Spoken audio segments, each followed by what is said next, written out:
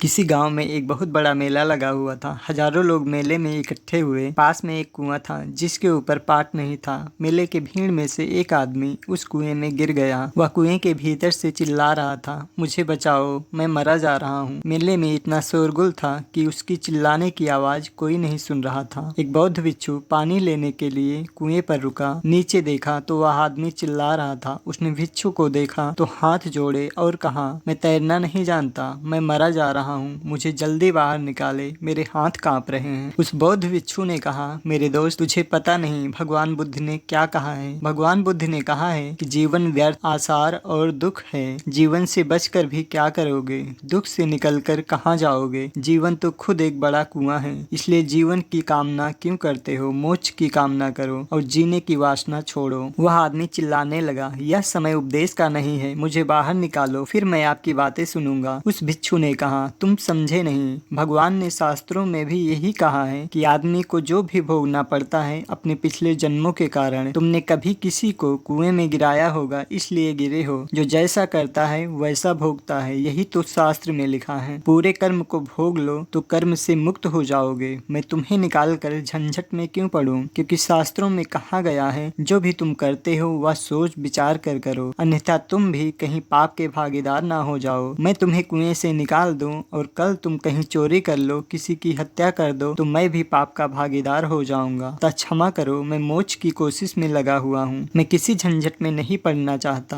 भगवान तुम्हारी रक्षा करे। यह कहते हुए वह बौद्ध भिक्षु आगे बढ़ गया। वह आदमी तो हैरान हो गया। उस भिक्षु ने जो भी कहा सभी बातें शास्त्रों में लिखी हुई हैं, इसमें एक भी शब्द उसका अपना नहीं था। शास्त्र की बातें उसे कंठस्थ थीं। बौद्ध भिक्षु के जाने के बाद कन्फ्यूशियस को मानने वाला एक दूसरा फकीर कुएं पर आ गया। उसने भी नीचे झांक कर देखा। वह आदमी चिल्लाया, मुझे बचाओ, अब मेरे बचने की ज्यादा संभावना नहीं है, मुझे जल्दी निकाला नहीं गया तो मैं मर जाऊंगा। उस फकीर ने कहा, कन्फ्यूशियस ने ठीक ही कहा है कि हर कुएं के ऊपर दीवाल और पाट जरूर होना चाहिए। जिस राज्य में कुएं के ऊपर दीवाल और पाट नहीं होता वह राज्य अन्यायी है। तुम घबराओ मत, मैं समाज सेवा का आंदोलन चलाऊंगा और हर कुएं पर पाट बंधवा दूंगा, तुम बिल्कुल बेफिक्र रहो। उस आदमी ने कहा, क्या बातें कर रहे हो बेफिक्र रहने की? मैं तो कुएं में गिर ही चुका हूँ और कुछ क्षण में मेरी मृत्यु हो जाएगी। उसके बाद पाटों के बनने से क्या होगा? कृपा कर मुझे कुएं से बाहर निकाल लो। उसने कहा, इतनी फुर्सत कहाँ कि एक एक आदमी की फिक्र की जाए। मैं पूरे समाज का ही परिवर्तन चाहता हूँ। तुम शहीद हो जाओ, तुम्हारा नाम स्वर्ण अक्षरों में लिखा जाएगा। तुम्हारे मजार पर मेले लगेंगे। लोग हजारों साल तक याद रखेंगे कि एक आदमी ने कुएं में गिरकर सब कुओं की पाट बंधवा दिए थे। मैं अभी जाता हूँ और आंदोलन करता हूँ, तू बेफिक्र रहो। वह आदमी चिल्लाता रहा। भिक्षु चला गया और भीड़ में मंच पर खड़ा हो गया और लोगों को समझाने लगा कि देखो, जब तक कन्फ्यूशियस की बात नहीं सुनी जाएगी तक दुनिया में इसी तरह के कष्ट होते रहेंगे। एक आदमी कुएं में पड़ा है, वह भी इस बात को सिद्ध करने का प्रमाण है। वह आदमी वही कह रहा है जो दुनिया के सब समाज सुधारक कहते हैं, लेकिन वह आदमी मरा जा रहा है, प्राण निकले जा रहे हैं। आज उससे पहली बार पता चला कि अच्छी बातें करने वाले लोग क्या कर सकते हैं। तभी एक पादरी भी उस कुएं पर आ गया और उसने भी कुएं में झांक कर देखा।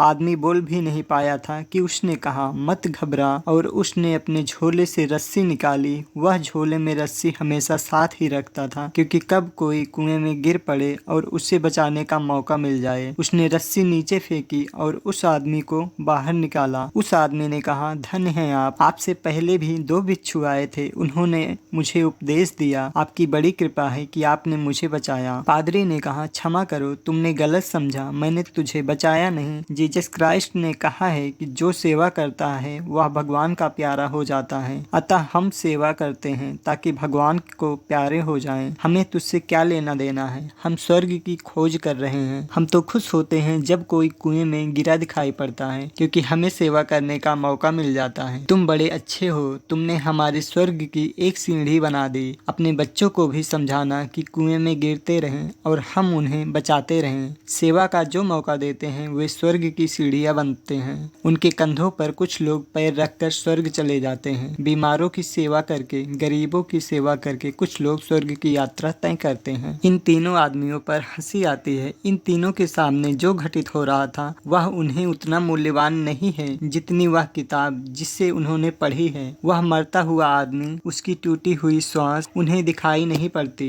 उन्हें अपनी किताब दिखाई पड़ती है। हम सबको भी यही होता है। एक आदमी को हम सड़क पर भीख मांगते देखते हैं, भूखा देखते हैं और कहते हैं कि यह तो अपने अपने कर्मों का फल है। शास्त्र बीच में आकर खड़ा हो जाता है और हम गरीब को भुला देते हैं। हम जीवन को पीछे देखते हैं और सिद्धांत को पहले। यह दृष्टि गलत है। जीवन प्रथम है और जो जीवन को देखने में समर्थ हो जाता है उसके लिए सिद्धांत का कोई सवाल नहीं रहता। शास्त्र की गवाही नहीं रह जाती, अपने अनुभव की गवाही खड़ी हो जाती है। तब वह खुद साक्षी हो जाता है। किसी सत्य क्या, प्रेम के संबंध में सारी किताबें पढ़ लेना एक बात है, प्रेम से गुजर जाना बिल्कुल दूसरी बात है। परमात्मा के संबंध में गीता, रामायण, उपनिषद कंठस्थ कर लेना एक बात है और परमात्मा में से गुजर जाना, उसकी अनुभूति दूसरी बात।